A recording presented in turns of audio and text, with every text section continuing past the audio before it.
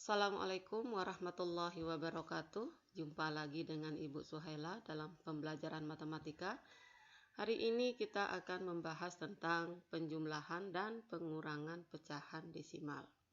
Anak-anak, apa itu pecahan desimal? Iya, pecahan desimal adalah pecahan yang penyebutnya 10, 100, 1000, dan seterusnya. Biasanya kalian mengenal pecahan desimal itu dari penulisannya yang ada tanda koma, ya kan? Nah, coba lihat contoh di sini. Ibu buat contoh 12,345. Ya. Membacanya yang di depan koma itu seperti biasa, 12. Sedangkan yang di belakang koma, kalian tinggal menyebut angkanya 12,345. Ya. Yang di depan koma nilai tempatnya seperti biasa.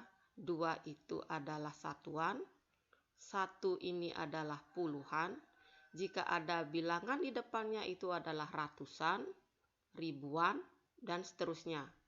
Sedangkan yang di belakang koma, perhatikan yang di belakang koma, 3 ini adalah per sepuluhan, 4 per seratusan, 5 per seribuan, dan jika ada angka lagi di belakangnya itu adalah per 10 ribuan, dan seterusnya. Ya, ini yang dilihat ini adalah tanda koma ya. Di depan koma itu satuan, puluhan, ratusan, dan seterusnya. Di belakang koma per sepuluhan, per seratusan, per seribuan. Nah, lanjut. Bagaimana kalau kita mau menjumlahkan dan mengurangkan pecahan desimal? Nah, pecahan yang ada itu harus desimal dulu, baru bisa dijumlahkan atau dikurangkan. Nah, bagaimana kalau pecahannya pecahan murni? Nah, pecahan murni harus dirubah menjadi desimal. Contohnya ini. Setengah. Nah, tadi disampaikan bahwa pecahan desimal itu adalah pecahan yang penyebutnya adalah 10. Nah, ini penyebutnya 2. Coba kita jadikan per 10.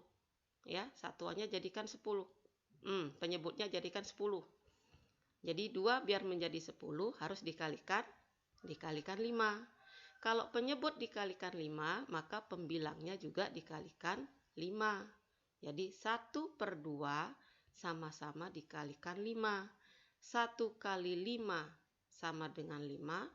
2 kali 5 sama dengan 10. Jadi 5 per 10 sama dengan penulisannya. Ingat, jadi kalau per 10 berarti di belakang koma ada 1 angka. Nah, di sini pembilangnya cuma ada 1 angka nih, 5. Berarti 5 ini ada di belakang koma. Sedangkan di depan koma sudah habis nih di pembilangnya, tidak ada angka lagi. Maka ditulislah angka 0. Jadi 0,5. Nah, contoh berikutnya. Di sini Ibu tulis 27 per 20. Kalau dijadikan per 10, bisa dibagi 2. Tetapi pembilangnya 27 tidak bisa dibagi 2. Jadi 20 ini kita jadikan per 100. 20 menjadi 100 dikalikan 5. Kalau penyebut dikalikan 5, maka pembilangnya juga dikalikan 5. 27 dikali 5 per 20 dikali 5. 27 dikali 5 hasilnya 135. 20 kali 5 sama dengan 100. Jadi 135 per 100. Nah, coba kalian lihat. Pembilangnya itu 135. 135. Nah, karena penyebutnya itu per 100, berarti di belakang koma ada 2 angka. Nah, lihat dari belakang. Di belakang koma ada 2 angka, 1, 3, 5. Berarti 2 angka yang di belakang ini harus ada di belakang koma. Berarti 3 dan 5 ada di belakang koma. Berarti komanya di depan angka 3. Maka hasilnya 1,35. Ya. Nah, karena di sini per 100, ingat, per 100 itu di belakang koma ada 2 angka. Sedangkan kalau per 10 di belakang koma ada 1 angka saja. Nah, sekarang bagaimana kalau pecahan desimal dirubah menjadi pecahan biasa atau pecahan murni? Nah, sama saja. Ibu buat contoh 0,8.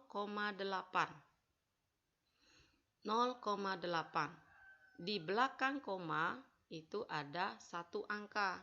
Kalau 1 angka itu berarti per 10. Nah, sekarang angkanya ini hanya ada 8. Maka di pembilangnya tulis 8. Di depan 8 itu 0. 0,8 itu bisa diabaikan nolnya ya. Jadi sama dengan 8. 8 per 10. Kalau disederhanakan, 8 per 10 sama-sama dibagi 2. 8 bagi 2 sama dengan 4. 10 bagi 2 sama dengan 5. Berarti 0,8 kalau dijadikan pecahan murni sama dengan 8 per 10 disederhanakan menjadi 4 per 5. Contoh yang lain, 1,25. 1,25. Coba di sini ada angka 125. Berarti pembilangnya juga 125. Nah, penyebutnya berapa? Di belakang koma ada 2 angka. Angka 2 dan angka 5. Kalau 2 angka di belakang koma berarti penyebutnya per 100. 125 per 100. Nah, ini angkanya terlalu besar nih. Coba disederhanakan. 125 per 100 sama-sama dibagi 25. 125 dibagi 5 hasilnya 5. Sedangkan 100 kalau dibagi 25 sama dengan 4. Jadi 1,25 kalau dirubah menjadi pecahan murni sama dengan 125 per 100 disederhanakan menjadi 5 per 4. Ya. Nah, sekarang kalau sudah dirubah, sudah bisa merubah pecahan murni menjadi pecahan desimal atau desimal menjadi pecahan murni. Nah, sekarang penjumlahannya bagaimana? Ingat, kalau menjumlahkan pecahannya harus sejenis. Jadikan pecahan desimal. Nah, kalau sudah sama-sama pecahan desimal, kita boleh jumlahkan atau kita kurangkan. Caranya bagaimana? Nah, ini coba Ibu buat contoh. 0,7 ditambah 0,25. Nah, untuk menjumlahkan, kalian bisa menyusunnya. Menyusun dengan cara koma ini harus lurus. Lurus koma, bukan lurus satuan ya. Lurus satuan atau lurus koma, bukan lurus bilangan atau angka yang terakhir. Jadi 7 tidak lurus dengan 5, tapi 7 lurus dengan angka 2. Coba, koma lurus dengan koma. 0,7 ditambah 0,25. Perhatikan, koma lurus dengan koma. Berarti 0 lurus dengan 0. 7 lurus dengan 2. Sedangkan 5 di sini di atasnya itu tidak ada bilangan. Kalau tidak ada bilangan atau tidak ada angka itu sama dengan 0. Dianggap 0 ya. Kita jumlahkan. 0 ditambah 5 sama dengan 5. 7 ditambah 2 sama dengan 9. Kemudian koma lurus koma isi tanda koma. Kemudian 0 ditambah 0 sama dengan 0. Jadi 0,7 ditambah 0,25 sama dengan 0,95. Paham ya? Nah, sekarang contoh yang kedua. 15,7 ditambah 0,25. Nah, ini sama. Coba diluruskan koma. Luruskan koma berarti 5 lurus dengan 0. 1 tidak ada pasangannya. Kemudian 7 lurus dengan 2. Nah, di belakang 7 tidak ada bilangan, bisa kalian nulis 0. Lurus dengan 5. Kemudian kalian jumlahkan. 0 ditambah 5 hasilnya 5. 7 ditambah 2 hasilnya 9. Kemudian koma lurus, koma diisi koma. Kemudian 5 ditambah 0 menjadi 5. 1 ditambah 0. Ini depannya tidak ada bilangan, berarti 0 ya. 1 tambah 0, 1. Hasilnya 15,95. Ya, paham ya sampai di sana? Nah, selanjutnya bagaimana? Nah, sekarang pengurangan. Pengurangannya bagaimana? Sama ya. Pecahan desimal, jadikan desimal dulu, kemudian lurus koma. Perhatikan contoh. 0,7 dikurangi 0,25. Sama seperti tadi. 0 lurus dengan 0, koma lurus dengan koma, 7 lurus dengan 2. Nah, di sini tidak ada angka di belakang 7, kalian bisa tambahin 0, lurus dengan 5. Nah, ini pengurangan. Kalau pengurangan 0 dikurangi 5, bisa enggak? Iya, tidak bisa. Terus gimana? Iya, betul. Berarti harus meminjam. 0 ini pinjam 1 puluhan dari 7 menjadi 10. 10 dikurang 5, hasilnya 5. Nah, tadi 7 ini sudah dipinjam nih 1 oleh 0. Berarti tinggal 6. 6 dikurangi 2, hasilnya 4. Kemudian depannya koma, isi tanda koma juga lurus. 0 dikurangi 0, hasilnya 0. Hasilnya 0,7 dikurangi 0,25, hasilnya sama dengan 0,45. Paham ya? Coba lanjut. 15,7 dikurangi 2,25. Sama seperti tadi, koma diluruskan.